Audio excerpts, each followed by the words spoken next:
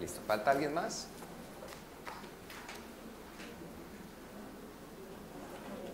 Buenos días.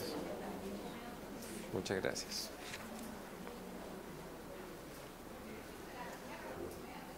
Bueno, entonces vamos a empezar a hablar un poquito de cuál es la situación epidemiológica actual de VIH tuberculosis y la coinfección tuberculosis VIH.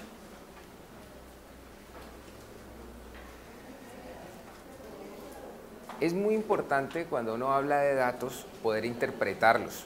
Entonces vamos a hablar un poquito de esa interpretación de los datos, porque ustedes siempre escuchan cifras, siempre ven en los artículos cifras, siempre ven muchos datos, pero es importante entender un poquito cómo se dan esos datos y cómo realmente se magnifican los datos. Para eso vamos a hacer entonces un ejercicio. Tienen ustedes allí una hoja, que es una hoja de datos, ¿no es cierto? Todos tienen una hojita con datos.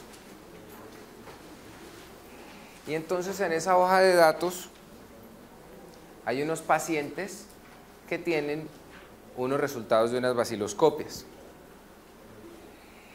Basándonos en esos datos que tenemos ahí, vamos a calcular la prevalencia de tuberculosis en sujetos estudiados con baciloscopias en esa población específica, y es importante decirles que todos los sujetos con BK positivo para los años en mención, que allí van desde el 2010 hasta el 2013, tenían un diagnóstico de VIH. La pregunta entonces sería, primero, calcular la prevalencia de tuberculosis y calcular la incidencia de VIH en toda la población para los años 2010, 2011, 2012 y 2013. ¿Listo? Entonces les voy a dar unos minuticos para que miren los datos y empiecen a hacer los cálculos. ¿Cómo manejarían ustedes los datos? ¿Cómo harían el cálculo? Todos tienen la hoja, ¿no es cierto? Listo, perfecto.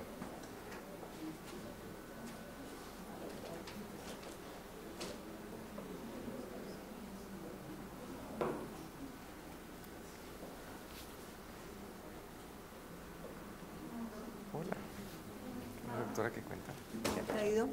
¿Qué cuenta? Bien, bien.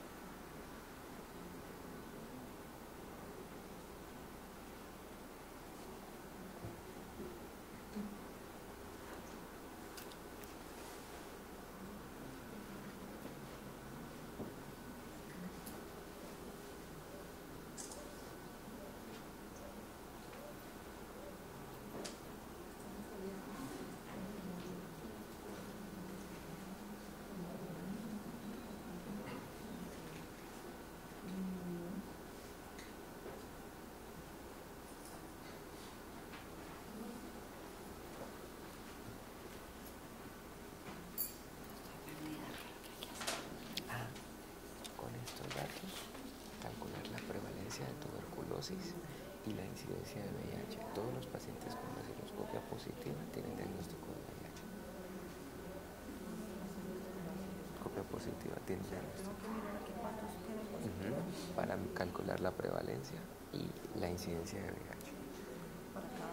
Para cada año.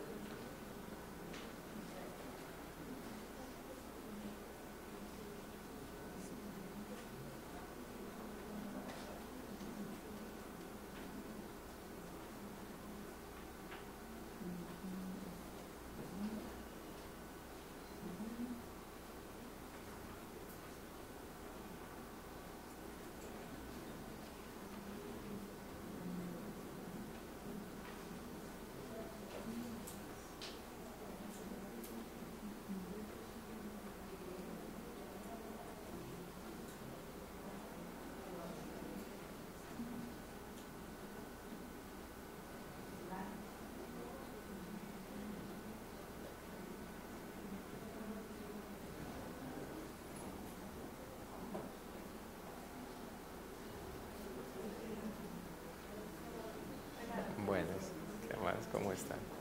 ¿Qué has hecho? Bien, bien. Hola, buenos días. ¿Cómo estás? Cristina Payares, ¿cómo te va?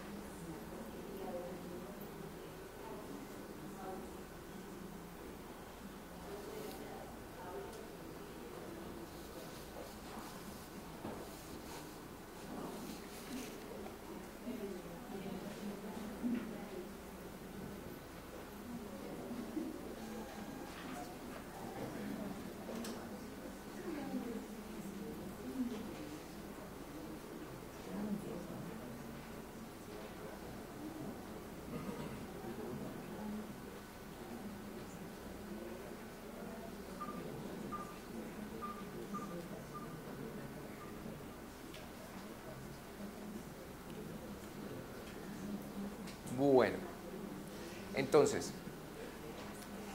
¿quién me cuenta cómo hizo el cálculo de la prevalencia de tuberculosis?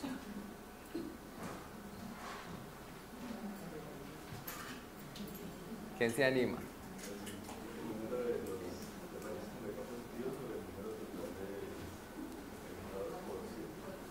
Número de pacientes con baciloscopia positiva sobre el total de los pacientes de la población por 100. ¿Quién lo hizo de una manera distinta?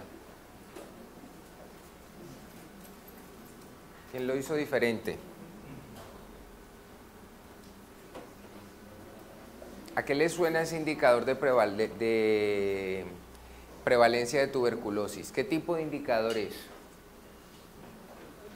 Es una proporción, ¿no es cierto? Miren ustedes que es un pedazo de un todo. Eso quiere decir que el numerador, que sería el número de BK positivos, está contenido dentro del denominador, que es el total de casos de la población. O sea que la prevalencia del total de sujetos estudiados entre el año 2010 y el 2013 es más o menos de 34.8%. Eso es un indicador de tipo proporción. Pero si yo quiero sacar la incidencia, ¿qué necesito hacer? ¿Qué tipo de indicador es la incidencia?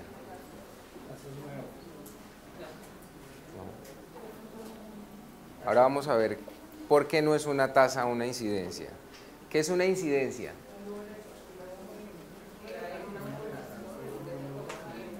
O sea, ¿qué juega allí? Miren que la incidencia de igual forma también es una proporción, pero hay algo que la diferencia de la prevalencia. ¿Qué es? Que son casos nuevos. Que son casos nuevos y ¿qué más? Y que hay un periodo de tiempo específico. Entonces, la incidencia y la prevalencia son indicadores de tipo proporción, pero la incidencia es más específica porque habla de un periodo de tiempo.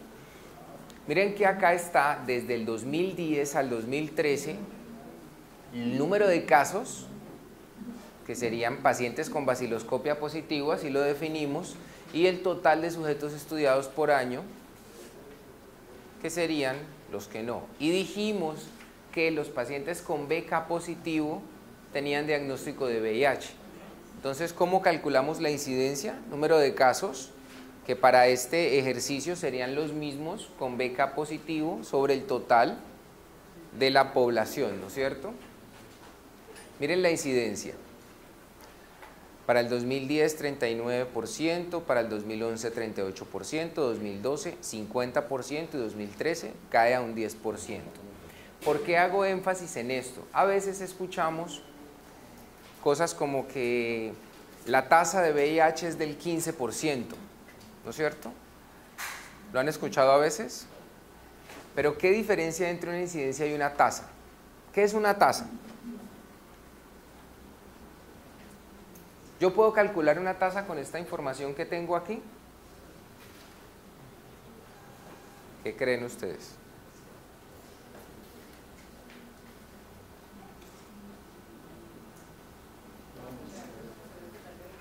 ¿Cómo? Conocer el total de habitantes. Pero eso se volvería más como una proporción, más que otra cosa. ¿Qué diferencia un indicador tipo proporción de una tasa? ¿Qué han escuchado ustedes de la tasa? Aquí hay un problema conceptual y es que muchas veces nosotros escuchamos hablar de tasas en términos de proporciones, pero vamos a ver que una tasa es ¿qué? Un riesgo.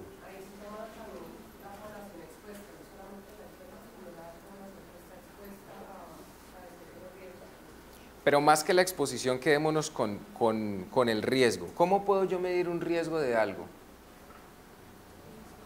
¿Con qué? Contabilizando el tiempo. Entonces, miren que yo tengo dos diferencias aquí entre lo que es una incidencia y lo que es una tasa.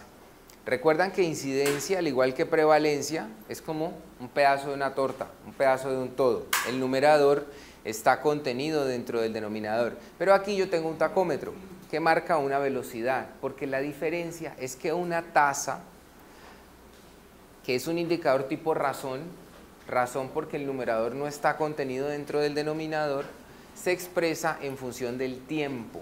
¿Por qué? Porque es una medida de velocidad. O sea que lo que yo estoy tratando de buscar allí es el tiempo al cual va ocurriendo un evento. Eso significa que todas las tasas que yo vea siempre tienen que tener una unidad de tiempo. O sea que cuando yo digo la tasa de prevalencia de la coinfección VIH tuberculosis es del 15%, ¿qué opinan ustedes de eso? Exacto, ¿no es cierto? Es como que, ¿por qué? Porque una tasa no es una prevalencia y porque una tasa no se puede expresar en proporciones, porque miren que el denominador siempre va a ser tiempo. Entonces, ¿qué debe estar abajo?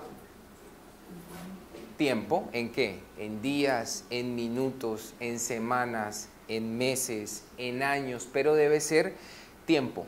Vamos a mirar un ejercicio práctico de eso. Esto es un mes, ¿listo? Aquí hay 30 días, ¿no es cierto? Y yo tengo 8 pacientes, ¿listo? Vamos a calcular una tasa de infección por tuberculosis, teniendo en cuenta que la definición con la que yo decido si es infección o no por tuberculosis es una baciloscopia positiva, ¿listo? ¿Por qué? Porque es importante definir. Si yo voy a definir el evento, tengo que definirlo muy bien. Si el evento es muerte, pues es el evento más fácil de definir, pero hay eventos difíciles de definir. Infección por tuberculosis es difícil de definir. ¿Por qué? Porque yo puedo tener infección latente, porque yo puedo tener diferentes escenarios clínicos, entonces es difícil de definir. Aquí la definiríamos así. Resulta que este es el tiempo de exposición de los pacientes. ¿Listo? O sea, el tiempo a riesgo que yo tengo, ¿no es cierto? Y resulta que estos 4 pacientes que yo tengo aquí hicieron el evento. ¿Cuál es el evento que yo definí? Baciloscopia positiva. Ese es el evento que yo definí.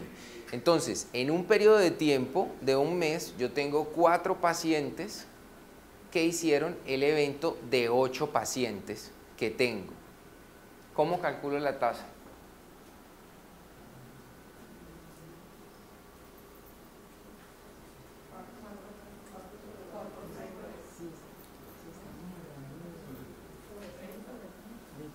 ¿Cómo mido el tiempo? ¿Cuál es el tiempo a riesgo que tuvo este paciente, por ejemplo?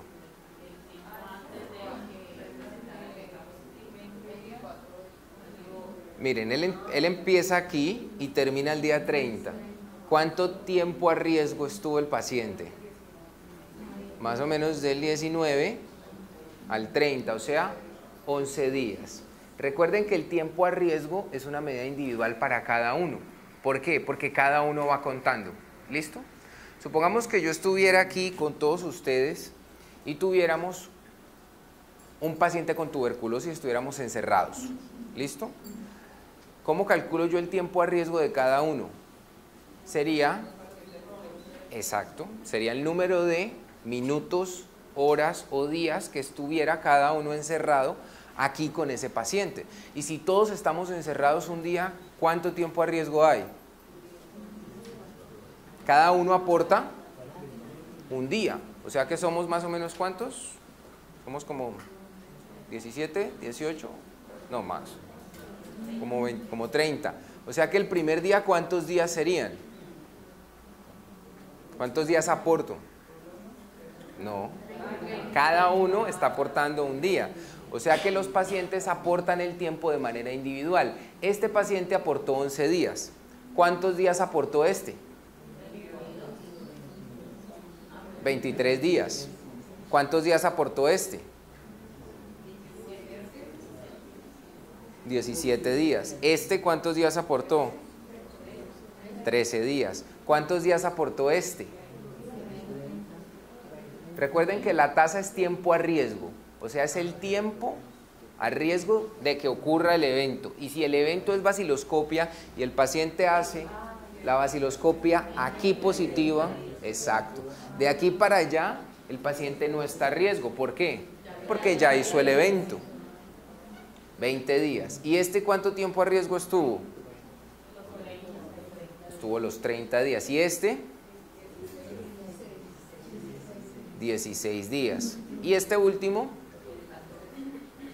14 días. Entonces, si yo quiero calcular la tasa, yo necesito en el numerador el número de casos, y yo tengo aquí 4 casos, y en el denominador la suma de todo el tiempo a riesgo de los pacientes, que en este caso fueron 144. Eso me da 0.03 ¿qué?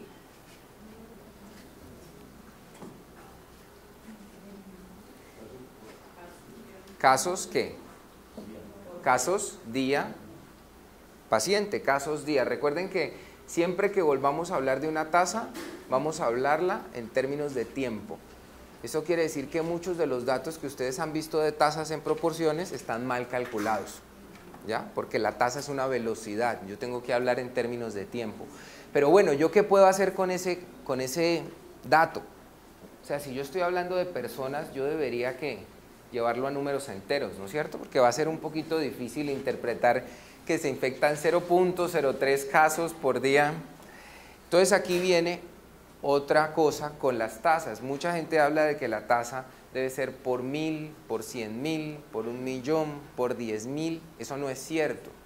La tasa debe ser un número entero porque yo estoy hablando de personas, pero ¿de qué va a depender? Va a depender del tamaño de la población. Les voy a mostrar por qué. Yo aquí la podría multiplicar, ¿no es cierto? Si la multiplico aquí serían 3 casos por 100 días paciente.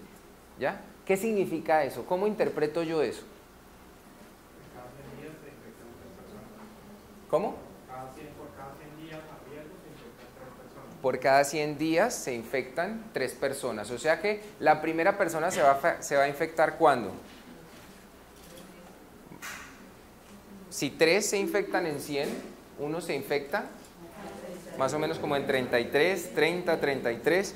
Y si yo estoy aquí, en esta unidad de cuidado intensivo, supongamos que esto sea una UCI de 8 pacientes, donde la proporción de ocupación es del 100%, o sea, todos los días tengo 8 pacientes. ¿Cuántos días hay el primer día acumulados? 8. ¿El segundo? 16. ¿El tercero? 24. ¿El cuarto? 32. O sea que entre el cuarto y el quinto día yo voy a tener mi primer caso. Después de ver esto, ¿creen ustedes que yo puedo calcular tasas de coinfección VIH, tuberculosis, o tasas de tuberculosis o tasas de VIH, de infección por tuberculosis o VIH? ¿Cómo la ven? ¿Fácil o difícil? En tuberculosis es prácticamente imposible. O sea que todo lo que ustedes vean de tasas de tuberculosis son datos mal calculados, porque es muy difícil establecer cuándo un paciente deja de ser expuesto y empieza a ser un caso. En VIH, ¿cuándo se ha hecho?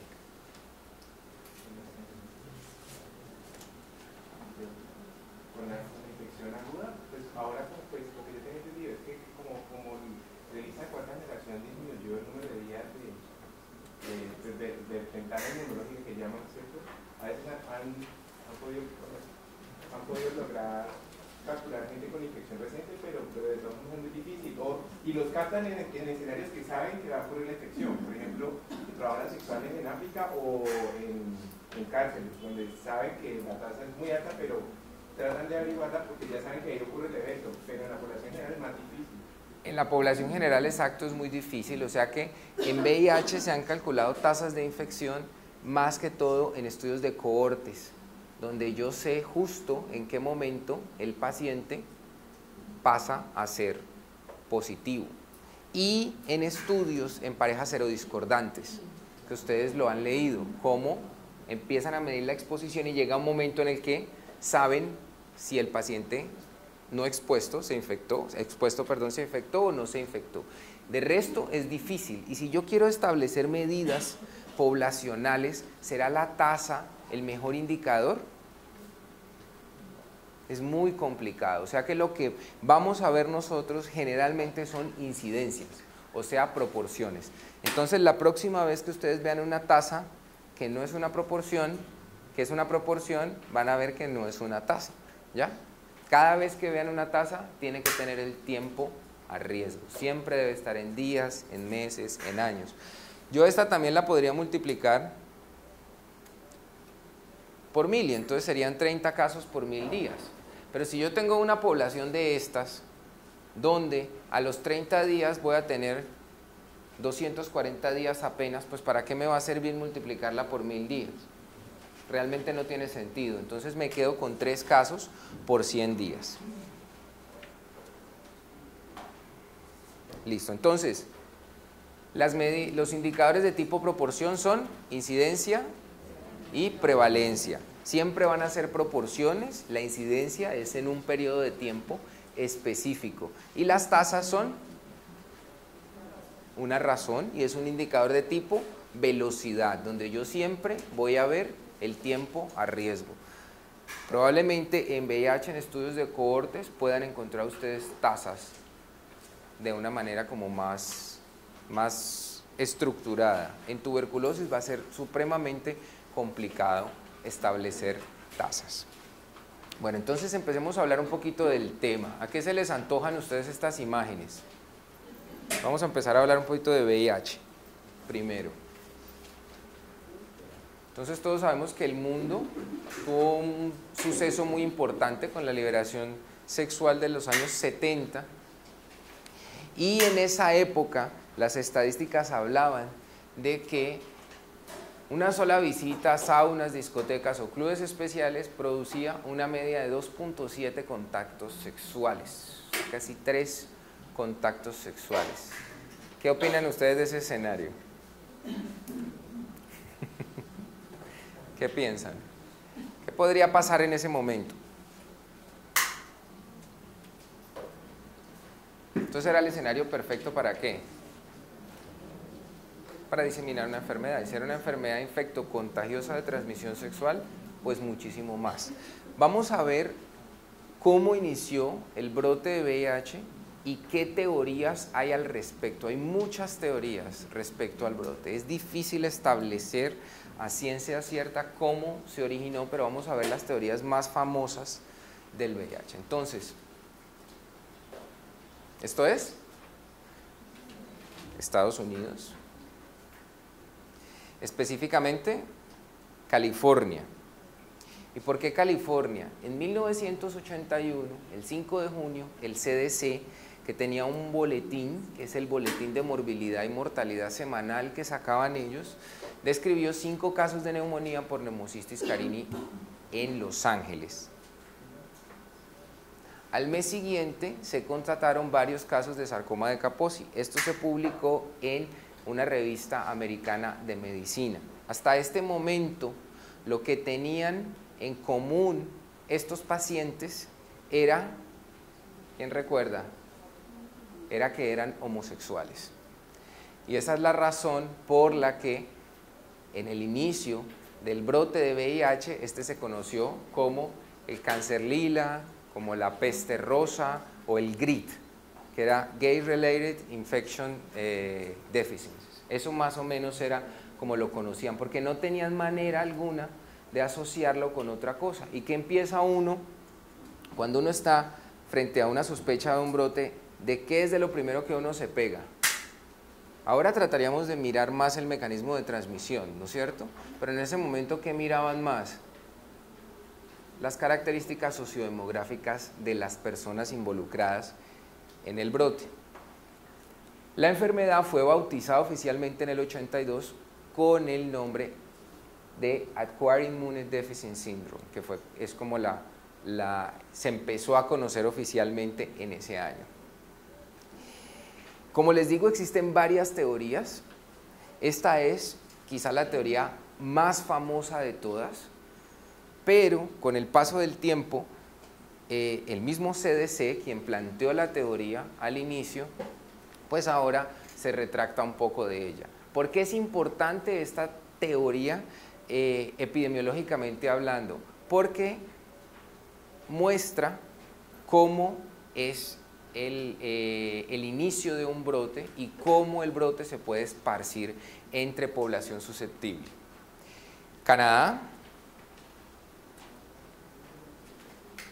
¿Quiénes saben quién es este personaje? ¿Quiénes les gusta la historia del VIH?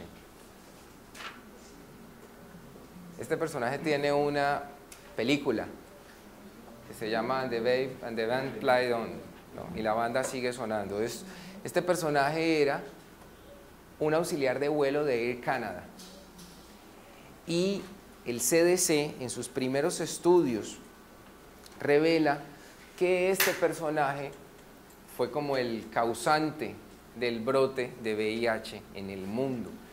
Él aceptó tener más o menos 2.600, 2.700 encuentros sexuales sin protección y viajaba, esta era su ruta de viaje, aquí en California, Los Ángeles, San Francisco, Nueva York y París. ¿Ya? ¿Qué encontró el CDC? Encontró 40 muestras de sangre que tenían el mismo patrón de virus hasta ese momento, y esas 40 personas ¿qué tenían en común? Que eran positivas y que habían tenido relaciones sexuales con este personaje. El CDC contacta a este personaje, él siguió haciendo lo mismo, o sea que probablemente infectó a muchas otras personas y todo el mundo pues lo satanizó y le atribuyó a él el brote inicial de el VIH. Pero ¿qué se ha encontrado después? Después se encontró que en realidad en un estudio que hicieron más o menos en 1988, con muestras de suero de pacientes desde 1956, encuentran a lo que podríamos decir el nuevo paciente cero, una persona que ya tenía el virus desde 1956 en el Congo. Ustedes saben que el África es objeto de muchos estudios, antes se hacían muchísimos ensayos clínicos y se les tomaban muestras de sueros a los pacientes y se guardaban por muchísimos años. Entonces, en un estudio que vuelven a hacer de inmunodeficiencias en el 88 encuentran esto. ¿Qué piensan ustedes allí entonces con respecto a la teoría que teníamos antes?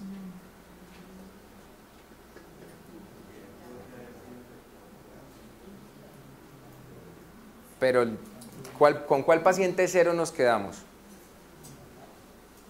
¿Cómo?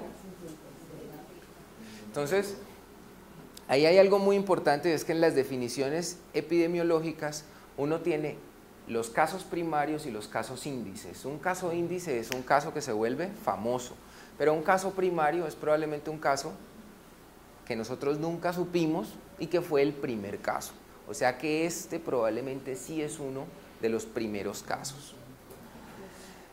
Cuando empiezan a estudiar un poco más, entonces ven que hay un virus de inmunodeficiencia en simios que es prácticamente igual al VIH y empiezan a surgir teorías que hablan de que el virus se forjó muchísimos años antes. Hablan de dos razas de monos, este es el nariz blanca y este es el alfombra roja.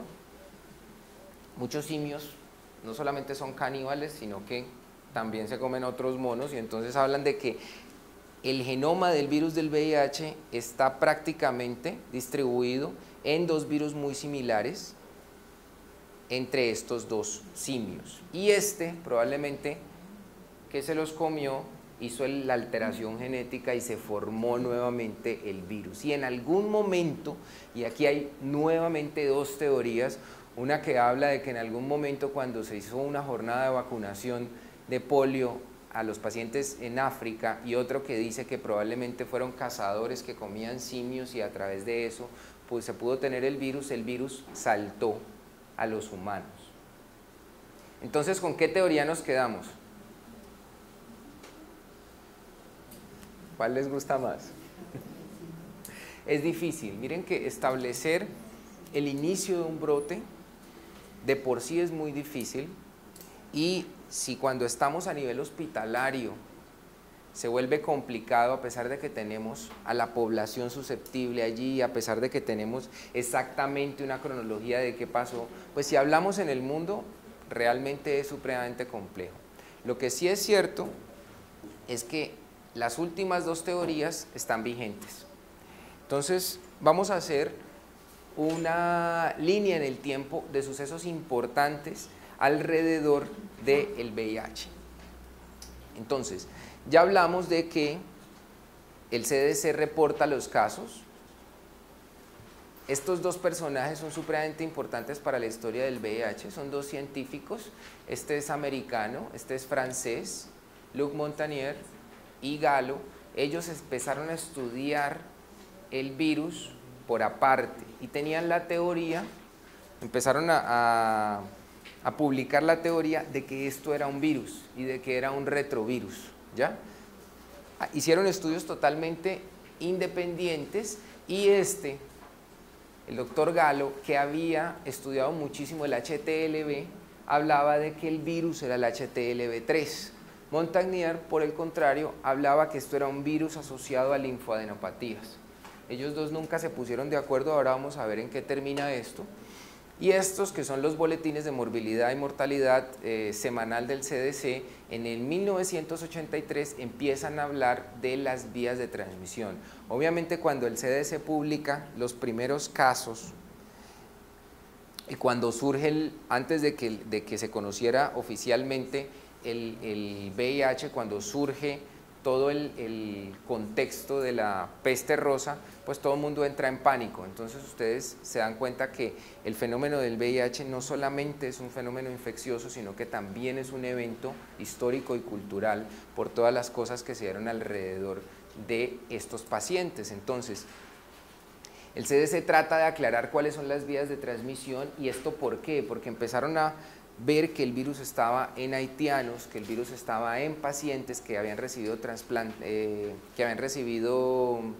en hemofílicos, que habían recibido sangre, y entonces empezaron a ver que esto no era algo como muy exclusivo de la gente homosexual. Sin embargo, el brote grande se dio en homosexuales. Aquí también hay un suceso importante, es que ocurrió la primera demanda por discriminación de un médico en Nueva York que atendía a estos pacientes y que prácticamente fue linchado por los ciudadanos americanos. Y pasamos a 1985, donde surge la primera prueba aprobada por la FDA, que es el ELISA.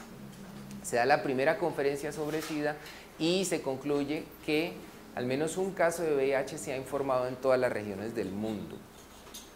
¿Qué diferencia hay entre una epidemia y una pandemia?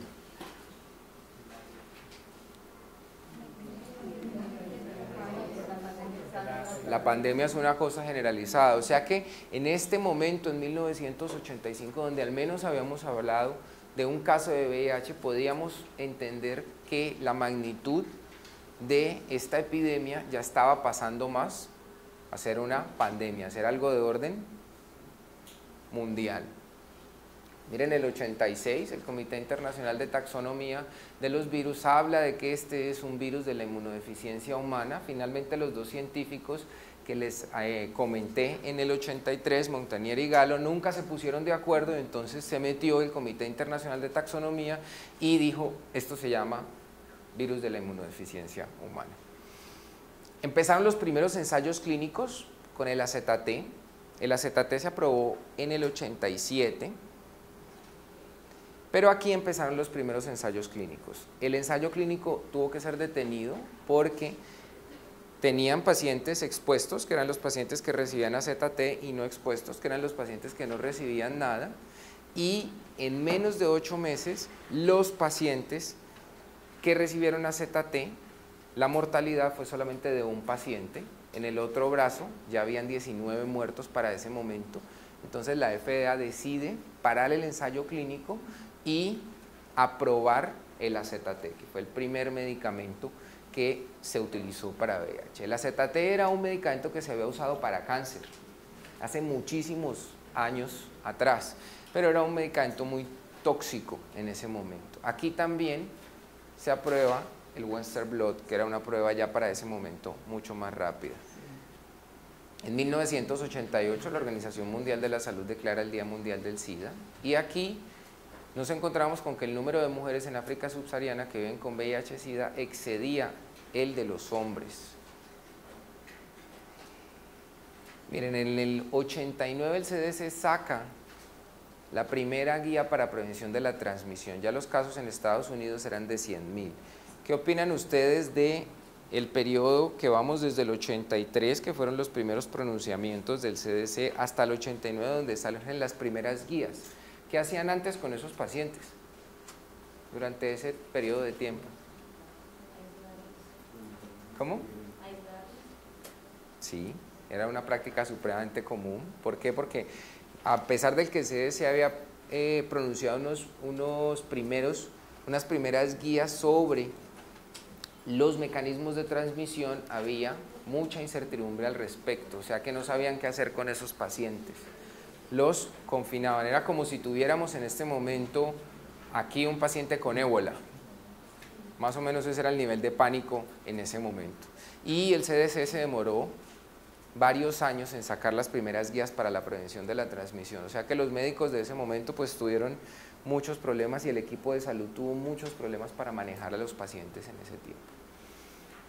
En 1990 es un año famoso porque en un procedimiento odontológico, un odontólogo infectado con VIH transmite a un paciente el virus. Entonces esto genera una cantidad de escándalos que involucran muchas leyes que afectaron al personal de salud que tenía el diagnóstico de VIH y una ley muy famosa en Estados Unidos que era la ley que prohibía la inmigración de pacientes con diagnóstico de VIH, que es una ley que Barack Obama hace muy poco tiempo tumbó, pero es una ley que surgió por este tipo de cosas.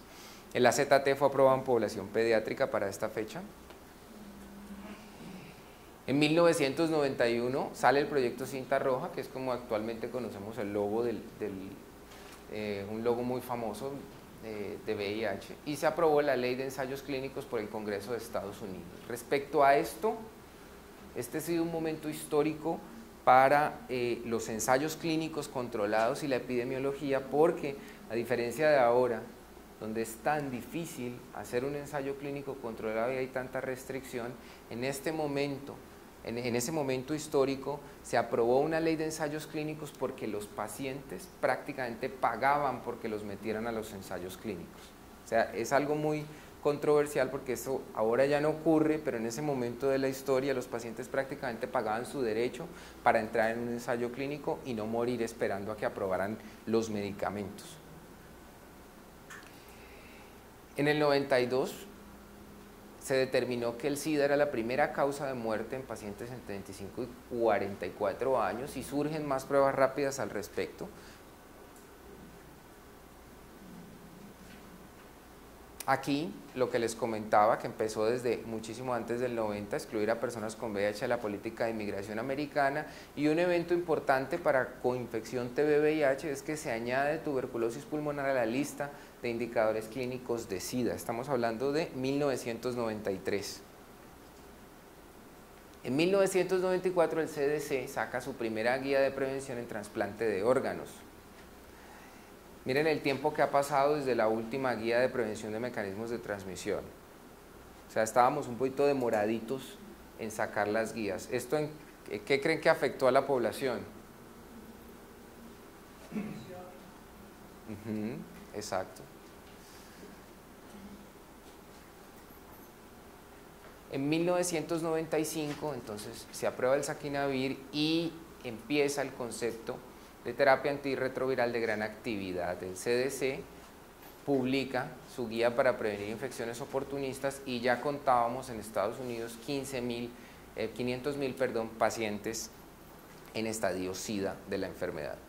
En 1996 se aprueba la nevirapina, disminuye el número de casos de SIDA en Estados Unidos por primera vez. Ya para esta fecha se habían hecho rápidamente muchos ensayos clínicos controlados y ya se tenía muchísimo más medicamentos disponibles.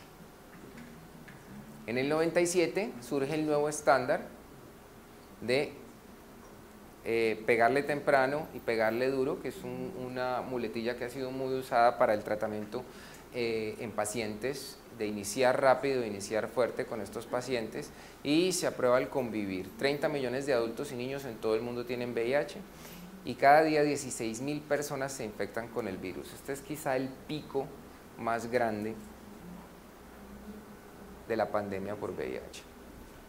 En el 98 la mortalidad relacionada con el SIDA para los afroamericanos es casi 10 veces más que los blancos y 3 veces mayor en la de los hispanos. Aquí se aprueba un fondo grande, que es el fondo que actualmente financia la mayoría de estudios que se hacen en Estados Unidos con respecto al VIH. Inicialmente se aprobó en afroamericanos. Y surgen las guías de manejo de la terapia antirretroviral, ya para el año de 1998. ¿Cuánto había pasado desde el brote?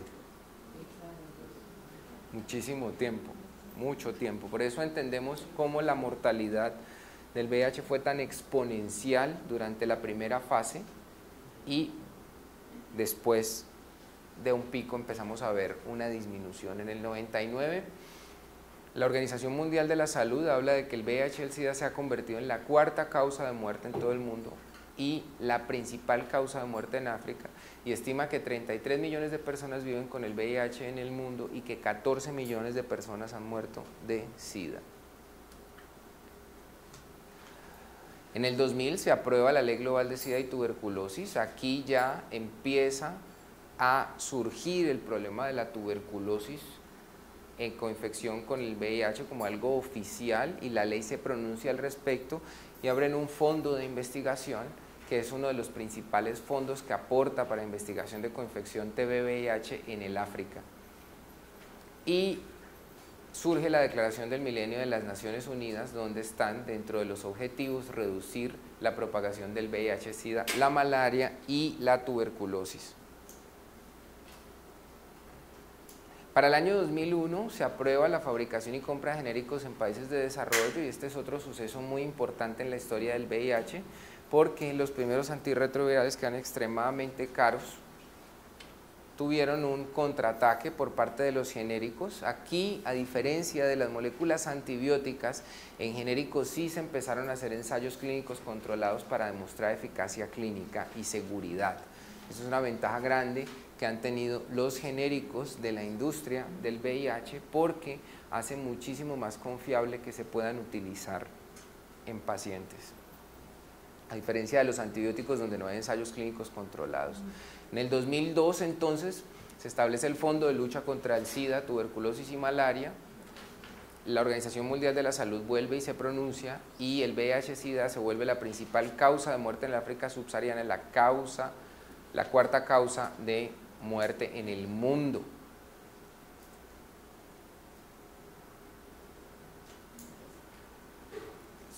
Se venía hablando desde mucho antes del 2003 de una posible vacuna, pero oficialmente en los sucesos importantes que acontecieron en la historia del VIH, aquí Vaxgen, que era el que más estudiaba hasta ese momento la vacuna, anunciaba que su ensayo no logró reducir las tasas de infección VIH en general entre aquellos pacientes que tuvieron una vacuna. Estos pacientes, ellos calculan las tasas una vez que le aplican al paciente la vacuna. Los pacientes eran principalmente personas que tenían parejas con VIH, o sea, eran casos serodiscordantes, y empezaron a mirar cómo se comportaba la vacuna, pero la verdad es que en ese momento no se aportó muchísimo. Aquí ocurre también otro suceso supremamente importante, y es que la Universidad de Illinois en Chicago tiene un estudio donde indica que la circuncisión médica de los hombres reducía el riesgo de contraer VIH durante las relaciones heterosexuales hasta en un 53%. En el 2007 el CDC reporta que más de 565.000 personas han muerto de SIDA en Estados Unidos desde 1981. Ustedes están mucho más sensibilizados con el VIH que con la tuberculosis. ¿Quiénes están más sensibilizados con el VIH? Levanten la mano. ¿Quiénes están más sensibilizados con la tuberculosis? Bueno, ¿a ustedes les parece muy alarmante este dato? Ahora vamos a ver los datos de tuberculosis, ¿no? En el 2009, la Organización de las Naciones Unidas contra el SIDA, la ONU-SIDA, habla de que se había producido una disminución significativa, más o menos un 17% de las nuevas infecciones por el VIH en la última década. Sin embargo, en Asia sí se ve un aumento dramático de las infecciones para este mismo periodo del 2009. En el 2010 entonces surgen varios estudios, unos que fueron publicados acerca de los microbicidas, en los cuales se hablaba de que tenían unos índices más altos de protección en mujeres que los usaban, hasta un 54% frente a la infección por el VIH, y el Instituto Nacional de Salud americano habla de que una dosis diaria de medicamento contra el VIH reducía el riesgo de infección entre hombres sin VIH que tienen sexo con hombres en un 44%, apoyando entonces el concepto de preprofilaxis de exposición. Este concepto surge de varios estudios de cohortes prospectivos en parejas serodiscordantes también nuevamente. Bueno, entonces esos son más o menos los sucesos importantes en la historia del VIH hasta los últimos tiempos. Miren ustedes del informe de ONUCIDA del 2013, el número de nuevas infecciones por VIH. Esto es un índice endémico, aquí lo que ustedes ven punteado es el límite superior y este es el límite inferior, o sea, lo que más o menos se esperaría de cómo ocurren las nuevas infecciones por el virus en el mundo, y lo que nosotros vemos, de acuerdo al informe de ONUCIDA, es que hay una tendencia a la disminución. Las muertes por SIDA en el mundo tienen un incremento desde el 2001 hasta el 2012, pero no es un incremento exagerado en comparación con el índice endémico. Sin embargo, pues miren ustedes los datos. O sea, es un número bien considerable, ¿no? Personas que viven con VIH en el mundo se ha mantenido muy estable desde el 2010 hasta el 2001. Miren, desde el 2001 hasta el 2012, esta es la prevalencia de hombres y mujeres con VIH entre 15 a 24 años por región. Se hace la comparación del 2001 y del 2012. Entonces, lo que ustedes ven en gris clarito son las mujeres del 2001 y en gris oscuro las del 2012. Miren que en África, que es el principal foco de infección por VIH, se ve una reducción. Lo que hablábamos, en África del Norte sí no ocurre eso, en Asia y el Pacífico hay una reducción, en América Latina también, en Europa, en el Caribe, y acá es un conglomerado de países de ingresos bajos y medios. Y para hombres también vemos lo mismo, esta es 2001, esta barra, y esta barra de acá es 2012, y también podemos ver una disminución excepto en Europa Oriental y en Asia, por lo que hablábamos del incremento del pico en la prevalencia de un 27%. Así se veía la prevalencia en el mundo en 1999. Miren ustedes, este es el polo que más llama la atención porque es lo que acumula el mayor número de casos de VIH, es el sur de África, Tanzania, el Congo, Sudáfrica. Miren cómo cambia el mapa para el año 2007. ¿Ya? Casi 30%, de 30 a un 50% de la población. ¿Qué opinan ustedes de ese dato? Eso es una prevalencia, una proporción. Y miren que el cambio grande con el 99 en el mapa es principalmente Rusia, ¿no? Y algunas partes de Latinoamérica, pero sigue teniendo un foco. Es importante visualizarlo de este punto porque ahora que veamos tuberculosis nos vamos a dar cuenta que ojalá pudiéramos tener este mapa así en tuberculosis. Este también hace parte del informe del 2013 de ONUCIDA, donde miren ustedes que el número de nuevos casos disminuye considerablemente, casi un 33%, pero África subsahariana sigue teniendo la mayor cantidad de pacientes con este diagnóstico. Pasemos del mundo entonces y miremos un poco Colombia. Estos son los casos notificados de VIH-Sida y muerte por SIDA en Colombia desde 1983 hasta el 2011. Entonces, ¿esto qué indicador es?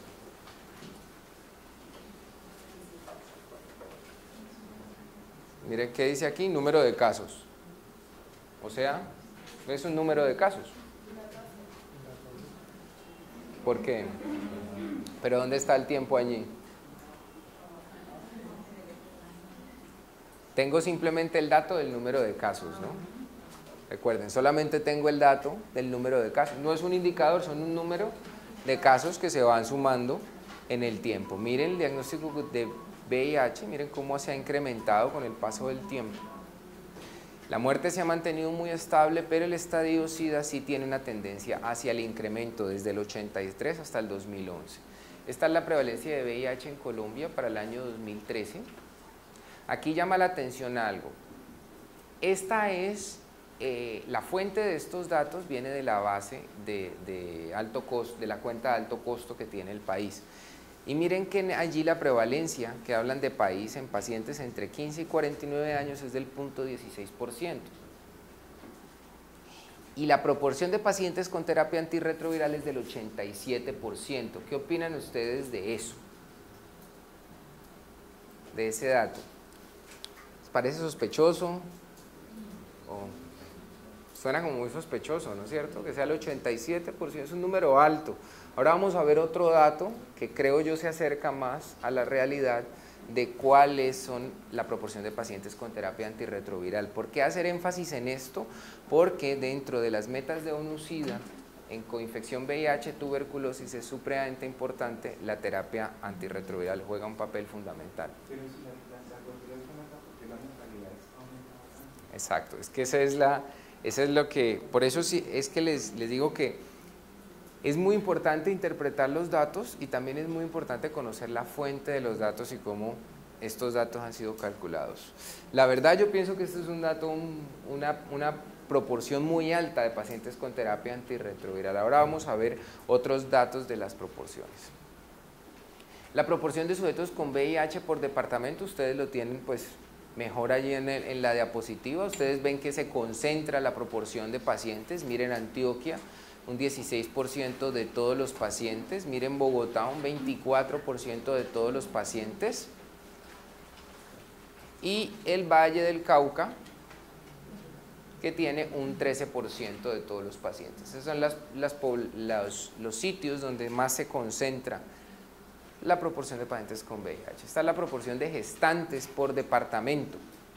Miren ustedes, en la proporción de gestantes por departamento son cifras bajas, pero se concentran mucho en sectores como el Guaviare, la Guajira, y miren por acá también el Baupé, que son sitios un poquito más alejados probablemente, y esa puede ser la razón que explique por qué se presenta esta proporción de gestantes. Nuevamente, estas son las bases de datos de la cuenta de alto costo.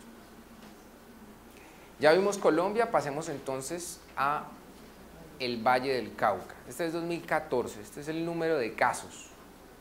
Entonces, ¿por qué creen ustedes que yo saco aquí número de casos y no una incidencia?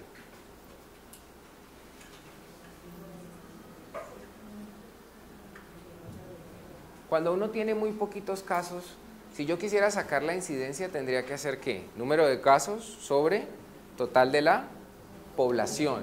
Pero si yo tengo muy poquitos casos, ¿vale la pena sacar una incidencia? Sería como el 0.000000, o sea, no vale la pena sacar una incidencia. ¿Por qué es importante esto? Porque la magnitud de una enfermedad también está definida por el indicador que yo le dé.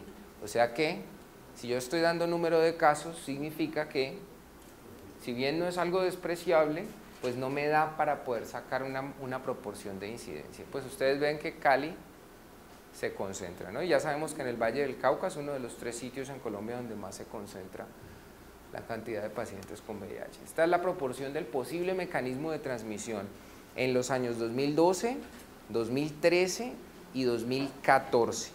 Miren ustedes, el mecanismo de transmisión por relaciones heterosexuales, que es el que más prevalente es, 68% para el 2012 y 2013 y 65% el 2014, y el homosexual entre un 24, 27 y 29%.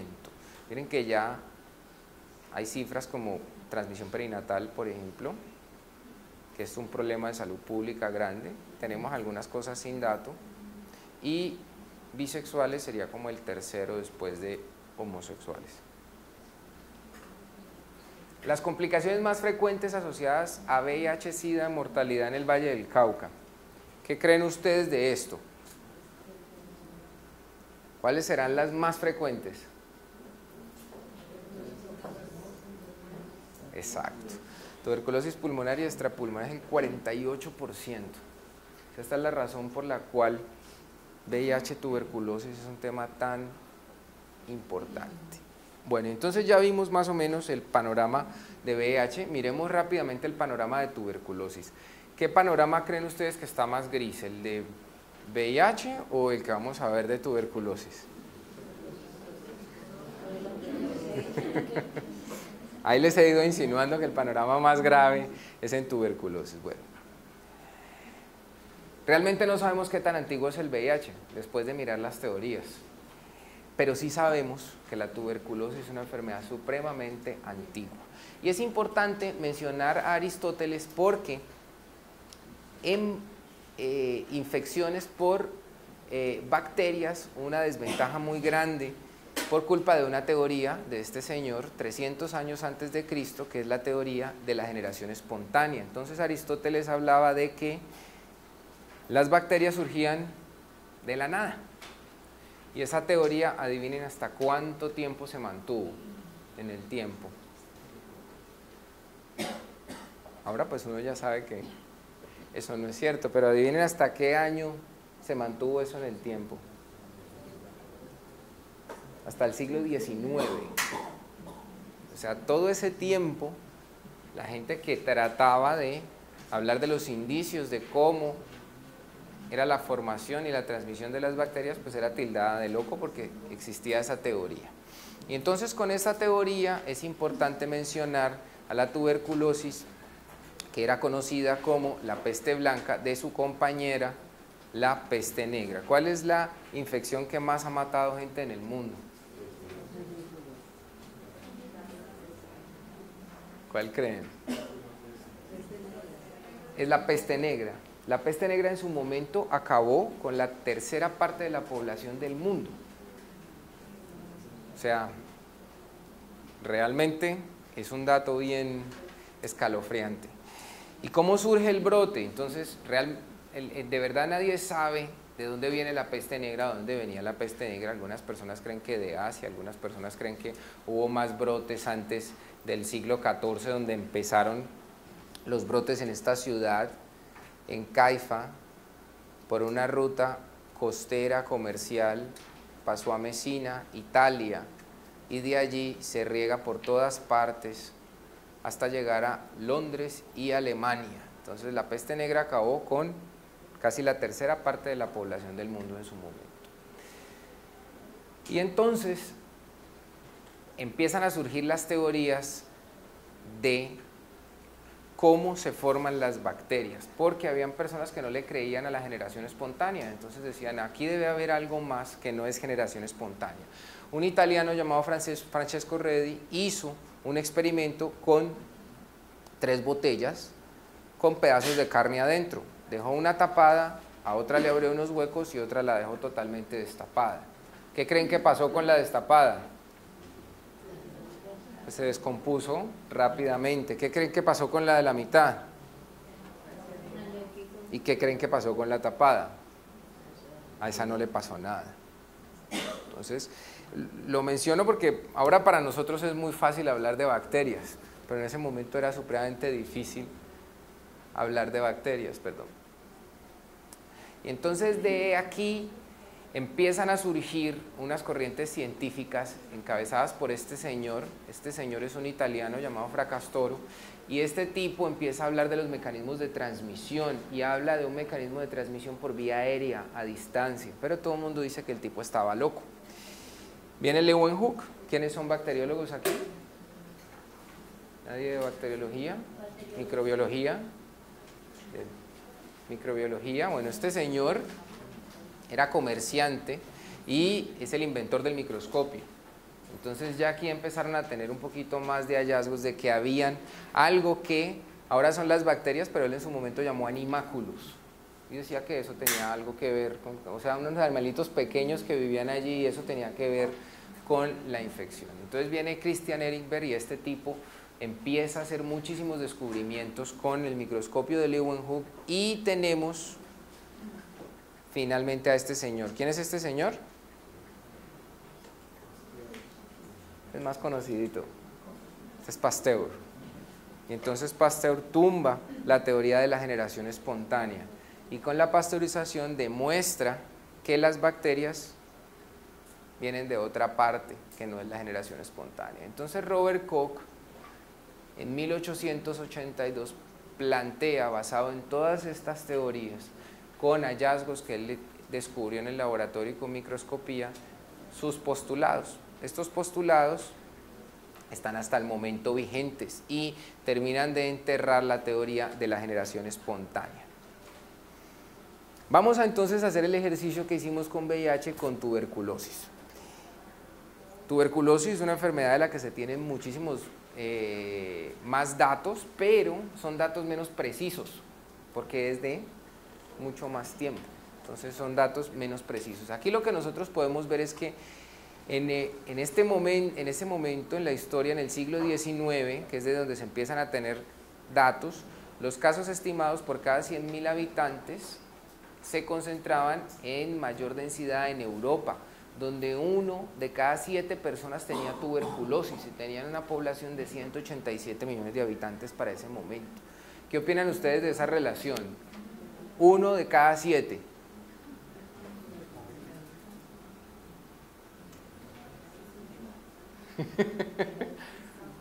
Esto empezó peor que el VIH. ¿Eso qué significa? Si empezó peor que el VIH y vimos los datos del VIH ahora, ¿cómo estará tuberculosis ahora? Entonces vamos a ver cómo está tuberculosis ahora. De allí saltamos a 1990 en casos estimados por cada 100.000 habitantes. Entonces miren que los primeros casos en reportar incidencias altas de 500 a 1.000 casos por 100.000 habitantes se dan en la India, más que todo, en la India y en Malasia. Saltamos al 2002, donde ya vemos casos en Tailandia y empezamos a ver África, sobre todo el Congo, donde la incidencia se vuelve entre 500 y 1.000 casos. Año 2007. Entonces miren los cambios con respecto, ustedes pueden ver aquí el otro mapita, es que empieza en Rusia a surgir un incremento en la incidencia, miren, 300 a 500 casos por 100.000 habitantes. Definitivamente el sur de África, aquí la incidencia sube a más de 1.000 casos por 100.000 habitantes, más de 1.000 casos por 100.000 habitantes. ¿Qué opinan ustedes de eso? Estamos apenas en el 2007. ¿Qué son más de 1.000? ¿Qué son 1.000 casos por 100.000 habitantes?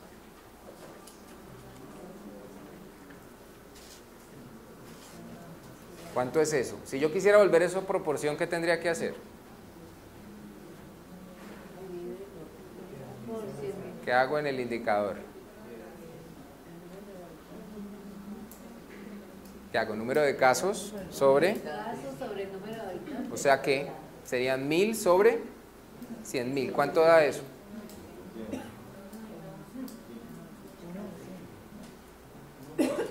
Más o menos, un 10%, un poquito más. ¿Eso qué significaría? Que si estuviéramos en esta región en el 2007 en África, aquí por cada 10 personas habría uno con tuberculosis. ¿Cuál es el problema de la tuberculosis? Aquí estamos 30, o sea, habrían 3 pacientes con tuberculosis. Miren el sitio en el que estamos. Hay aires acondicionados, esto no es presión negativa. Hay ventanas, pero no está venteando. ¿Qué opinan? ¿Sería lo mismo que tener 3 pacientes con VIH? Porque el mecanismo de transmisión, o sea, sería terrible. Entonces imagínense allí donde por cada 10 personas hay una que tiene tuberculosis. Año 2007, miren el 2010 y entonces aquí vemos cómo empieza a cambiar el mapa de Latinoamérica y entonces en Latinoamérica, sobre todo en Ecuador y en Perú, empiezan a presentarse incidencias de 300 a 500 casos. África definitivamente aquí se sale de las manos, o sea, ya las incidencias de más de 1.000 casos por 100.000 habitantes alcanzan el norte del continente africano y empiezan a presentarse incidencias elevadas en la China. Y en el 2012, miren cómo cambia el mapa, llegamos hasta Tanzania con tuberculosis, miren Rusia, la incidencia de tuberculosis, 300 a 500 casos por 100.000 pacientes, Europa. Entonces, ¿qué opinan de este panorama del 2012? ¿Qué le llama a uno la atención de tuberculosis? ¿Qué les llama así la atención de la enfermedad? ¿Cómo? Pero se está generalizando, ¿no?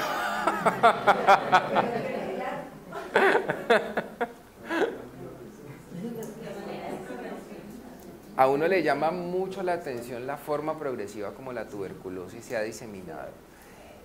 Y le llama muchísimo más la atención que es una enfermedad muy antigua, o sea que ha sido una enfermedad que se ha estudiado, ¿ya? Ustedes ven cómo el pico de VIH después de 1997 cae, siendo una enfermedad muchísimo más recientemente descubierta en comparación con la tuberculosis. Bueno, vamos.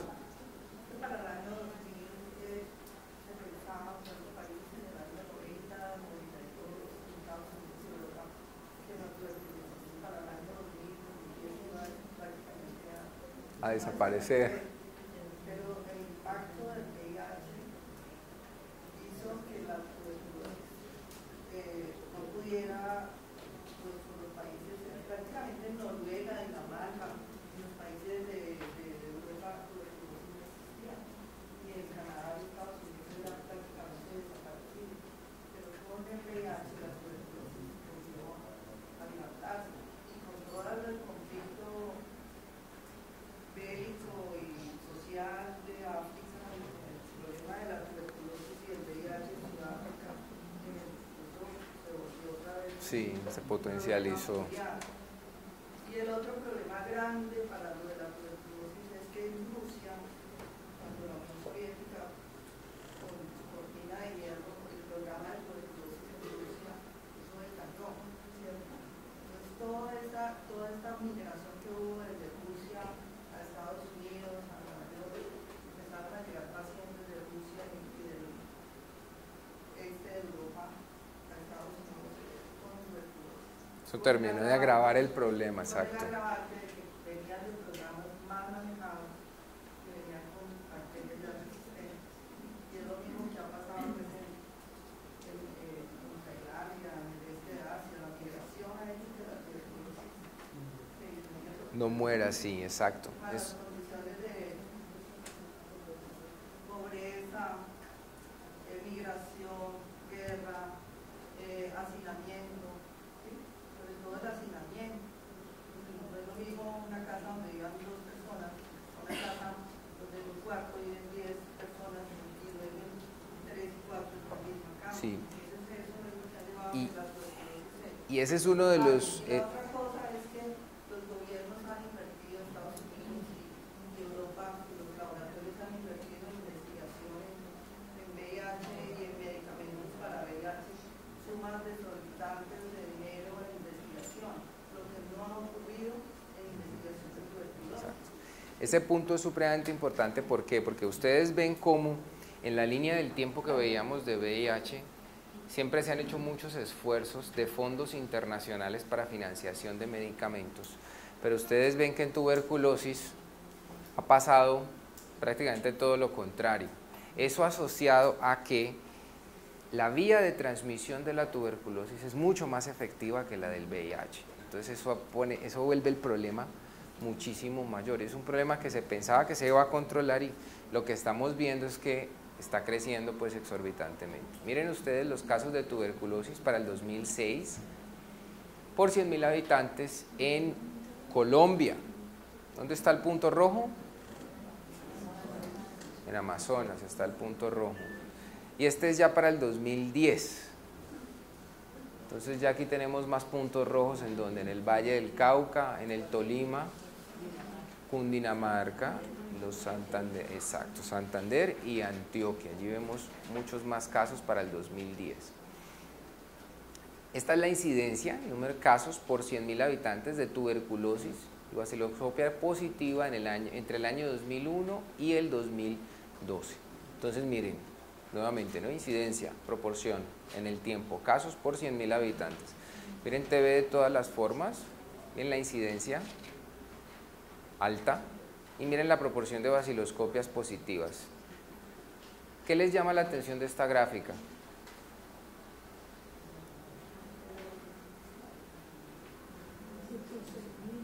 Es una cosa que se ha mantenido en el tiempo. Y lo otro es que las dos curvas no se superponen, o sea que hay mucha tuberculosis que no tiene baciloscopia positiva. Ahora vamos a hablar un poquito de ese tema. Estos son los casos de tuberculosis por 100.000 habitantes en el Valle del Cauca entre el 2010 y el 2011.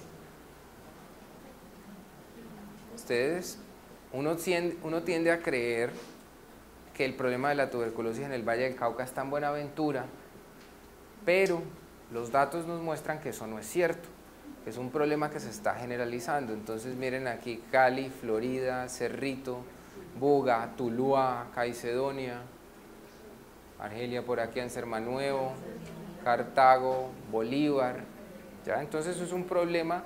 ¿Por qué? Porque a veces pensamos mucho que el foco está acá, pues, y que este es el problema, pero miren que no, es un problema que se está generalizando. La comparación de la incidencia de tuberculosis en municipios de alta carga entre el 2009 y el 2012. Miren el Valle del Cauca. Claro, históricamente, ustedes han visto que la tuberculosis es una enfermedad histórica. Entonces el tiempo que uno ha perdido años atrás en control de tuberculosis es tiempo que uno va a pagar posteriormente. Y miren nuevamente pues que en Cartago también se presentan incidencias elevadas. Este es el promedio, pues que es el Valle del Cauca, y miren Cali, que está por encima del promedio en el Valle del Cauca. Miren la proporción de positividad en sintomáticos respiratorios. De aquí llama la atención, entre el 2001 y el 2012, llaman la atención dos cosas. La primera, estos son los sintomáticos respiratorios esperados y en rojo están los examinados. ¿Qué les llama a ustedes la atención? Que son pocos los examinados, ¿no? Entonces, si ustedes hacen una comparación entre los años, encuentran que menos del 50% de los sintomáticos respiratorios esperados son examinados. Eso es un problema porque entonces, ¿qué pasa? Pues que no se va a detectar tempranamente, exacto. Y miren la proporción de positividad, que nuevamente no es alta. O sea que tuberculosis no es igual a baciloscopia positiva. No es igual a baciloscopia positiva. La clasificación de casos nuevos de tuberculosis por baciloscopia, miren, sigue siendo baciloscopia positiva alto, pero miren los baciloscopia negativas, como desde el 2004 hasta el 2012 se han ido incrementando. Miren, ha llegado a hasta inclusive 30%. Y esto es importante con respecto a VIH, ahora vamos a ver por qué. Estos son los casos de tuberculosis por cada 100.000 habitantes en el 2013 en Santiago de Cali. ¿Qué es esto? Este pedazo. El centro, ¿no es cierto? Exacto. ¿Y este? Siloé. Son los focos.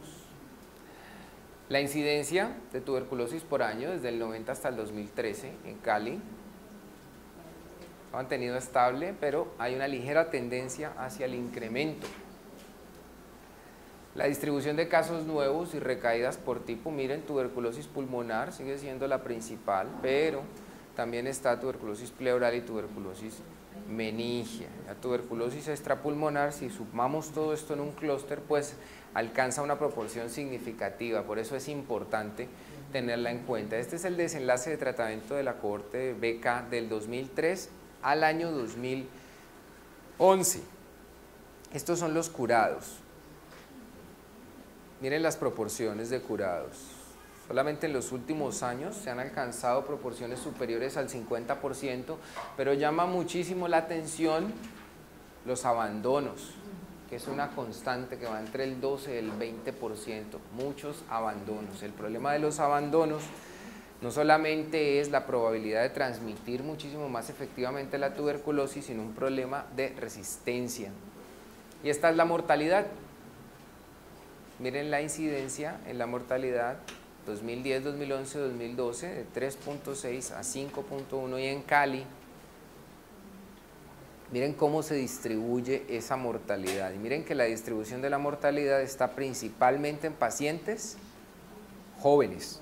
Miren 31, ahí alcanzan a ver, sí, 31, 45 años y 45 a 60, el 22% está entre 31 a 45 años, es un dato importante. Esto es como para alarmarlos un poquito. La región de Asia suroriental tiene una incidencia muy exagerada de tuberculosis por todo lo que hemos hablado y el África subsahariana. El mayor número de defunciones y mortalidad más alta se registran allá en África, donde el VIH ha provocado un rápido incremento en la epidemia de tuberculosis. Y ahora que veamos los datos de el mix ya de tuberculosis y VIH, vamos a entender por qué. El gran problema de la tuberculosis multidrogoresistente. Entonces nosotros hablamos de que tuberculosis multidrogoresistente puede ser resistente a primera línea de terapia, que serían los que conocemos como MDR, o pueden ser resistentes ya a la segunda línea, que son los XDR. MDR es moderadamente resistente, XDR es extremadamente resistente, y hay casos de TDR, que son totalmente resistentes. Miren los países con reporte de casos extremadamente resistentes, esto para el 2008. ¿Qué opinan? Entonces a veces creemos que tuberculosis también es un problema que está aquí, ¿no es cierto? Lo que no vemos es que si lo vemos es un problema que está en todas partes. Municipios con casos de tuberculosis MDR y XDR en el Valle desde el 99. Entonces todos pensamos que el problema está aquí, pero lo que los datos nos están mostrando es que el problema es en todas partes. Miren Cali, donde estamos. Número de casos de tuberculosis multidrogoresistente, MDR, XDR en el Valle, de 179 pacientes. Miren la proporción de MDRs, ¿no? Que llama muchísimo la atención. Aquí hay un dato preocupante, y es que con el paso del tiempo lo que estamos encontrando es que cada vez más los MDR no siguen el patrón típico de pacientes que abandonan o que no son adherentes a la terapia, sino pacientes de nuevo diagnosticados con tuberculosis MDR. Eso habla de la transmisión cruzada entre pacientes de tuberculosis multidrogoresistente. Es un dato muy preocupante porque a veces tendemos a pensar que un paciente MDR es un paciente de la calle, un paciente abandonado, un paciente descuidado, y eso ya no es cierto, para esta región por lo menos. Cali ha reportado pacientes XDR y vemos la proporción de casos de MDR. Bueno, no todo puede ser tan malo en tuberculosis, ¿no? Se están realizando algunos estudios, muchos de estos estudios, 2 de ellos que son ensayos clínicos controlados en coinfección con VIH, para tratar de buscar cómo frenar esa potencialización, ese reavivamiento que se le dio a la tuberculosis con la epidemia de VIH. Y los modelos diagnósticos que cada vez se hacen muchísimo más rápidos para la detección de tuberculosis multidrogoresistente. El gran problema en tuberculosis es que la detección no solamente es difícil, sino que también es demorada. Bueno, ya para terminar entonces, juntémoslos a los dos. ¿Qué opinan ustedes de juntar estas dos cosas? Vamos a juntar a los dos. Tuberculosis y VIH. La principal causa de muerte en personas que viven con VIH, según ONUCIDA, es tuberculosis. 13% de la tuberculosis en el mundo. Más del 75% de los casos nuevos estimados en personas VIH positivos viven solamente en 10 países que están ubicados en el África, que los vamos a ver ahora. Y solo 46% de los pacientes con tuberculosis se someten a una prueba de VIH. En términos de riesgo, el desarrollo de la enfermedad por tuberculosis en pacientes con SIDA es 170 veces más y en pacientes con infección por VIH 110 veces más. Y la progresión de la infección a enfermedad en inmunocompetentes es 5 a 10% en toda su vida, en infectados por VIH es 5 a 10% cada año y el incremento es exponencial. O sea, es una situación bien preocupante en términos de riesgo.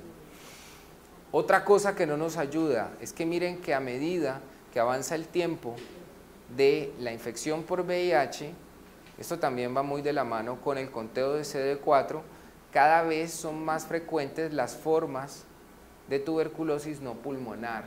¿Esto qué significa? Significa que el diagnóstico se va a hacer muchísimo más complicado. En pacientes con VIH es más frecuente encontrar formas de tuberculosis extrapulmonar.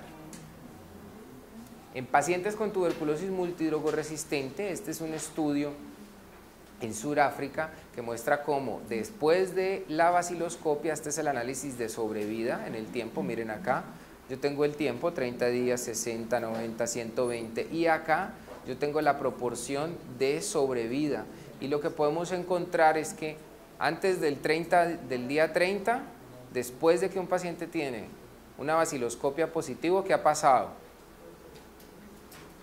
Está muerto. En Sudáfrica, ¿no? Gracias a Dios esta no es la gráfica de un estudio multicéntrico en el mundo, pero, o sea, una baciloscopia es prácticamente una boleta de defunción, exacto, sí, más o menos, porque miren que el análisis de sobrevida cae drásticamente antes del día 30, es una cosa bien preocupante. El efecto del VIH en la incidencia de tuberculosis en los pacientes positivos es significativamente superior comparado con los pacientes VIH negativo. Estos son datos de ONU-SIDA del número de pacientes VIH tuberculosis que reciben terapia antirretroviral. Aquí es importante mencionarlo porque una de las metas de ONU-SIDA es el incremento en la terapia antirretroviral, porque esto está asociado, ahora lo vamos a ver, a más éxito clínico en el tratamiento de la infección por tuberculosis. Miren, sobreviven más, hacen formas BK positivas, esto es supremamente importante para no saber ante qué se está enfrentando, tienen presentaciones clínicas pulmonares típicas menos letales, convierten el esputo mucho antes y tienen menos fracasos y muchísimas menos recaídas. Y a esto yo le agregaría que también tienen menos abandonos, porque son pacientes que tienen una secuencia de tratamiento y que han sido adherentes al tratamiento, entonces la probabilidad de abandonar va a ser menor. Esta es la mortalidad por tuberculosis a escala mundial y en África, en personas que viven con VIH. Miren los objetivos para el año 2015 y esta es la estimación a escala mundial, pues parece indicar que estamos llegando, ¿no? Pero yo no creo que estemos llegando tanto. Aquí llama la atención la incidencia de coinfección por TVH ya pasando a Colombia. Miren la proporción de coinfección, tuberculosis VIH en todas las formas, es un 12.4%. Es una proporción alta. Y ya dentro de esas, miren la de tuberculosis extrapulmonar comparado con la pulmonar es casi el doble, o sea, de acuerdo a los hallazgos que están en el resto del mundo, las formas de tuberculosis extrapulmonar son más prevalentes en pacientes con VIH comparado con positivo, comparado con tuberculosis pulmonar. Y miren tuberculosis meningia, o sea, entre estas dos está la mitad de las tuberculosis que se tienen en VIH. La incidencia de coinfección por tuberculosis VIH por género en Colombia es mucho más elevada en pacientes jóvenes, 30 a 34 años, acorde con los hallazgos de la literatura mundial, miren 35 a 39 años para hombres, y estos datos también son proporcionalmente más elevados en mujeres de esa misma edad. Proporción de pacientes con coinfección TB-VIH recibiendo profilaxis con trimestoprim sulfa es desconocida. Pacientes con coinfección TB-VIH recibiendo terapia antirretroviral. Estos son datos del ministerio. Entonces, ¿recuerdan el 87% que habíamos visto de la cuenta de alto costo? Compárenlo con un 47-48%. A mí este dato se me antoja más real. Ustedes que están todo el tiempo en su práctica clínica, ¿qué dato se les antoja más real? Este dato parece ser un poquito más real, el otro está un poquito sesgado. No habríamos visto todo ese panorama si tuviéramos esa proporción de pacientes recibiendo terapia antirretroviral, ¿no?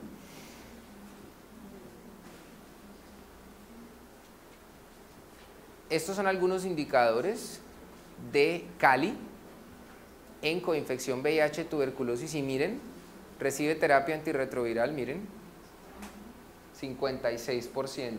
O sea, estos son datos muchísimo más aterrizados, Esta es la fuente, este es el Civigila y el programa de control de tuberculosis, que es un programa que ha mostrado ser muy fuerte con respecto al resto del país, eso hay que decirlo, y eso también se ve en los datos, porque estos datos son mucho más reales, más aterrizados de lo que puede realmente estar pasando con nosotros. Y lo importante, pienso yo, cuando uno está mirando datos, es ver datos que realmente le sirvan a uno para tomar decisiones. Si yo veo unos datos de pacientes con VIH que reciben terapia antirretroviral de un 87%, pues yo me fresqueo un poquito más que si yo veo datos de un 48, de un 56%, entonces es importante tener eso en cuenta. Miren la coinfección TB-VIH en el Valle del Cauca, hasta el 2012, oscilaba más o menos entre un 7 y un 11%, pero miren el 2013, 9.4, y miren el 2014, 20%. Es un poquito más elevada que la que estamos viendo a nivel nacional, ¿no? Bueno, ya para finalizar entonces, ¿qué opinan de todo el panorama? ¿Quedaron asustaditos? Eso es lo más importante, quedar concientizados de varias cosas. Primero, de todos los logros que se han obtenido con VIH, que se han obtenido también muchísimo gracias a la consecución de recursos. Segundo, de ver la coinfección TB-VIH como una realidad en proporciones que para el Valle del Cauca pueden ser superiores al 20%. Tercero, de ver la tuberculosis no como un problema ni de África ni de Buenaventura, sino como un problema de todo el mundo, y de ver cómo este match entre VIH y tuberculosis es una sensación fatal para los pacientes.